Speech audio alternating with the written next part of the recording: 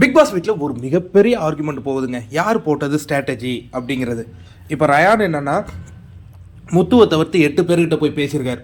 அதாவது உனக்கு ஒன்றுனா நான் வரேன், எனக்கு ஒன்றுனா நீ வரேன்னு 8 பேர்கிட்ட பேசியிருப்பதாக இப்போ சொல்கிறாங்க. முத்துக்குமரன் வந்து ஒரு 5 பேர்கிட்ட போய் பேசியிருக்காரு. உனக்கு ஒன்றுனா நான் வரேன், எனக்கு ஒன்றுனா நீ வரேன்.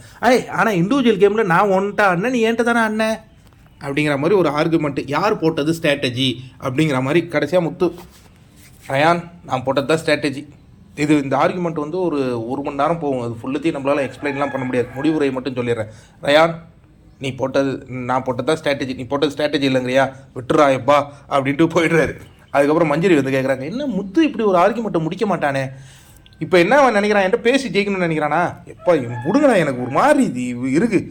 அதுவும் ரயானு என்ன ஸ்பெசிஃபிக்காக என்னை பேசவே விடமாட்டான். எல்லாத்துலேயும் என்னென்னமோ பேசிக்கிட்டு இருக்கான் அவன். இந்த வாரம் என்னால் அவனை ஒன்றுமே சமாளிக்க முடியல, விடு அப்படிங்கிற மாதிரி ஒரு கன்க்ளூஷன் கொண்டு வந்து முடிக்கிறாங்க. சரி, டிக்கெட் டு ஃபினாலேயின் வின்னர் யாருங்கிறத குட் ஹெல்த் வந்து முன்னாடியே அறிவிச்சிருச்சு இல்லையா. யார்? ரயான். 21 புள்ளிகளுடன் ரயான் வெற்றி பெறுகிறார். 2வது இடம் முத்துக்குமரன். 19 புள்ளிகளுடன் முத்துக்குமரன் 2வது இடத்துக்கு வந்திருக்காருங்க. ஹாப்பியா? எனக்கு தெரிஞ்சு இதுக்கப்புறம் களம் முத்துக்குமரன் வர்சஸ் ரயான்னு போகும்னு நினைக்கிறேன். ஏன்னா மற்றவங்க எல்லாருமே லிசனராக மாறிட்டாங்க. இவங்க 2 பேருமே இந்த ஒரு வாரம் பயங்கரமாக ஃபைட் பண்ணுவாங்க. இந்த நெரேட்டிவ் செட் ஆனால் என்ன நடக்கும்னா வாக்குகளில் பயங்கர சேஞ்சஸ் நடக்க போகுது. நீங்கள் யோசிச்சு பார்த்தீங்கன்னா இப்போ டாப் 5 வராங்களா, என்னுடைய கருத்தில் நான் சொல்கிறேன். ரயான் இப்போ உள்ளே போயிட்டார். 2வது இடம் 2வது ஃபைனல் போகிறது முத்துக்குமரன்.